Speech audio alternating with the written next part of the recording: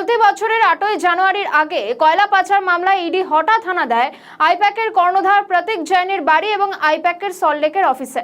সল্টলেকের অফিসে যখন তল্লাশি চলছিল সেই সময় তৎকালীন মুখ্যমন্ত্রী মমতা বন্দ্যোপাধ্যায় আইপ্যাকের সল্টলেকের অফিস থেকে একাধিক ফাইল নিয়ে বেরিয়ে যান।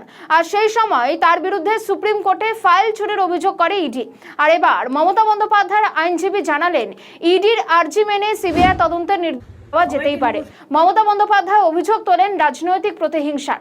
এছাড়াও বিধানসভা নির্বাচনে তৃণমূলের প্রার্থী তালিকা নিয়ে নেওয়ারও অভিযোগ করেন।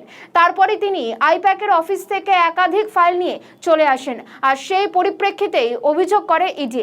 আর এবার ফাইল চুরি মামলায় সিবিআই তদন্ত চাইছেন মাননীয়া। সেই মতোই একেবারে মমতা বন্দ্যোপাধ্যায়ের যে আইনজীবী তিনি একেবারে বলেছেন যে ইডির আর্জি মেনে সিবিআই তদন্তের নির্দেশ দেওয়া যেতেই পারে। মমতা বন্দ্যোপাধ্যায় অভিযোগ তোলেন রাজনৈতিক প্রতিহিংসা।